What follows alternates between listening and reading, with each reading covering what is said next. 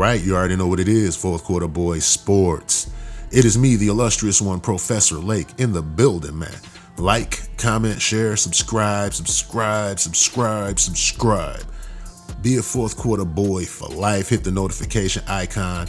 Get notified every time I flip out a video. Today I want to talk about what DJ Moore means to the Chicago Bears and how it affects our offense going forward into the offseason and into the season. I believe that DJ Moore is really going to bring a lot of stability to our passing game. You know, when you bring in a bona fide number one wide receiver, you know, that means so much for the comfort and development of your young quarterback, Justin Fields. You know, to have somebody that you know you could throw the ball to and he's going to fight for the ball, he's going to be open. It's not going to be a challenging throw. It's really going to be relieving and bring some calm to Justin Fields as he starts to develop in reading these defenses. DJ Moore is going to draw coverage. He's going to draw respect from defenses as well, and making things a little bit easier for guys like Darnell Mooney and Chase Claypool to find victories in their one-on-ones. Justin Fields will also be able to take advantage of these matchups and in the process become a better reader of defenses.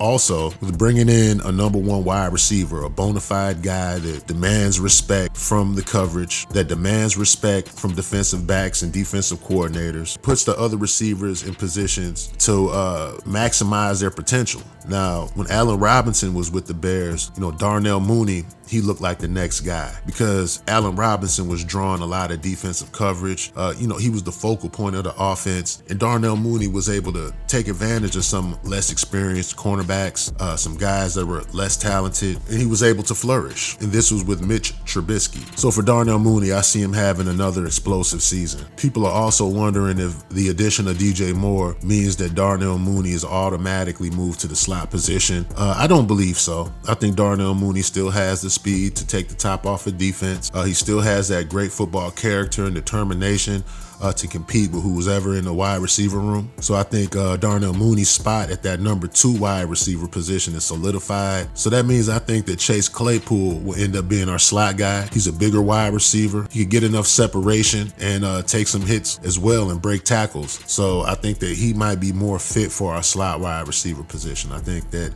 he'll also be able to maximize his abilities because we have a number one wide receiver as well. Ironically, the addition of DJ Moore doesn't really shake up the wide receiver room as much as it does put everybody in their proper role for the Luke Getsy offense. No longer will we be going into games relying on EQ, Dante Pettis, and Velus Jones to make a miraculous play to save a game.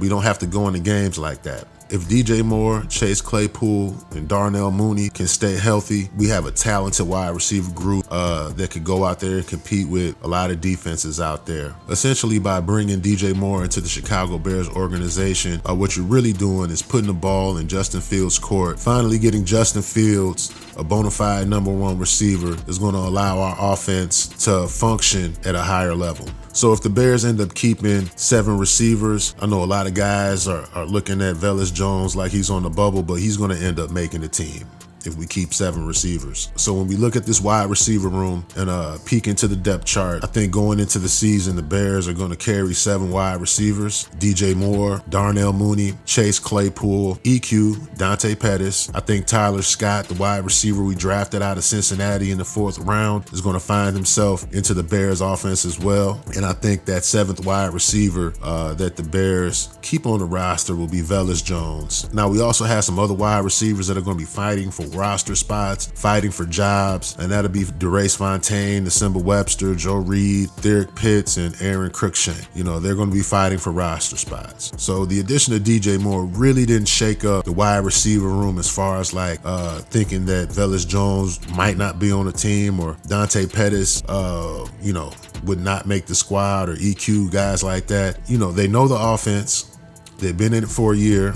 EQ's been in it a little bit longer because he played in Green Bay for Luke Getsy. So I still believe that they're going to keep these guys around because they know the offense and they've had some success with it in the past. And to be truthfully honest with you, Dante Pettis and EQ have grown on me through some of the moments that they've had with Justin Fields. And even though they're not as good as Chase Claypool or Darnell Mooney or DJ Moore, I still think they'll be valuable to our wide receiver room, helping some of the newer players gain knowledge of the Lou Getsy offense. So at the end of the day, I love what Ryan Poles did to get DJ Moore into the Chicago Bears. And the reason I really love the move was because he brought DJ Moore to the Chicago Bears. When we look at the draft class this year, I didn't see anybody that the Bears could draft to fill the role that DJ Moore is about to fill for the Chicago Bears. So I definitely have to tip my hat to Ryan Poles for bringing Justin Fields, a real baller and not a project. This one player totally upgrades